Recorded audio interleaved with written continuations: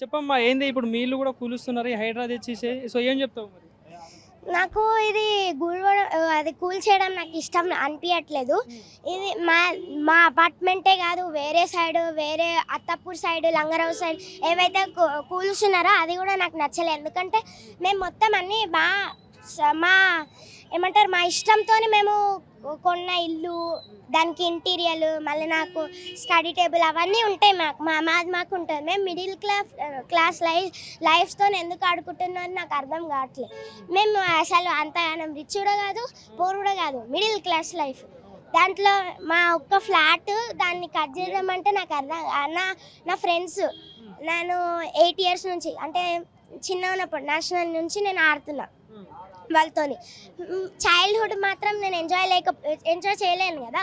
ఇప్పుడు మళ్ళీ నేను కరాటే వెళ్తా, మళ్ళీ నేను మ్యూజిక్ వెళ్తా, మళ్ళీ ఎక్స్ట్రా యాక్టివిటీస్, మళ్ళీ నేను 6th class కాబట్టి హోంవర్క్స్ ఇప్పుడే మాకు టైం దొరకట్లేదంటే మళ్ళీ ఫ్యూచర్లో ఇంకేం దొరుకుతుంది మాకు?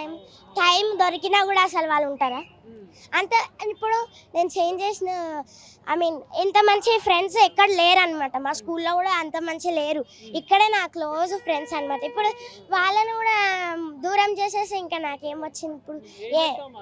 గవర్నమెంట్ రేవంత్ రెడ్డి గారికి కూడా ఒకరు చెప్పాలంటే ఏం చెప్తారు? మీ ఇల్లు కూల్ చేస్తే ఏం చేస్తారు? ఏం చేయలేం, మాకేం అంత సీన్ లేదు.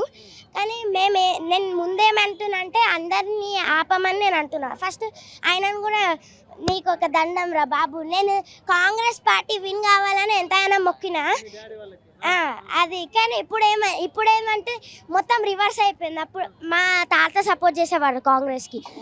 మా తాత కూడా మంచివాడే కాబట్టి నేను ఏమనుకున్నా అంటే మంచిగా ఉంటుందేమో కాంగ్రెస్, ఒకసారి ట్రై చేద్దామని అనుకున్నా.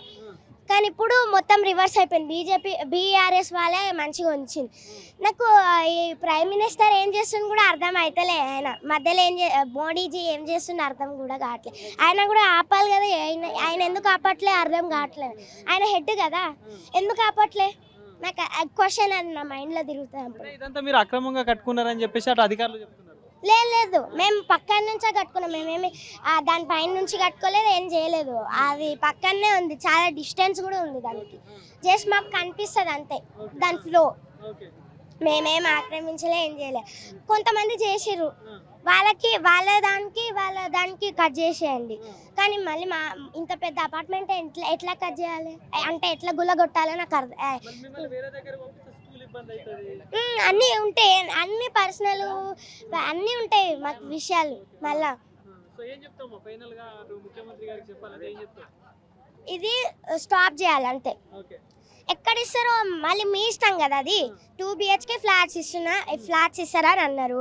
కానీ అది ఎక్కడో గచ్చిబౌలిలో అక్కడ ఇస్తే మరి నా స్కూల్ ఏంటి, నా స్టడీస్ ఏంటి, నేను నా గోల్ రీచ్ కావాలా వద్దా? అసలు అంత దూరం నుంచి నేను ఇక్కడికి రావాలా మళ్ళీ ఈ స్కూల్కి? మా డాడీకి కూడా ఇబ్బంది కదా, మా మమ్మీకి కూడా కాదా ఇబ్బంది చేయడానికి వర్క్? అదే అనమాట.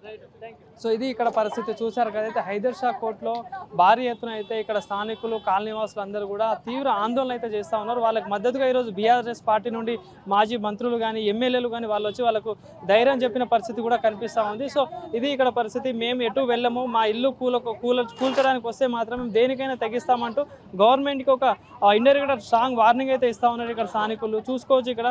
సో ఇంతసేపు విన్నారు కదా మీరు. సో ఇది ఇక్కడ పరిస్థితి. సో కెమెరా పర్సన్ కర్ణాకర్తో నవీన్, యోయో టీవీ, హైదరాబాద్.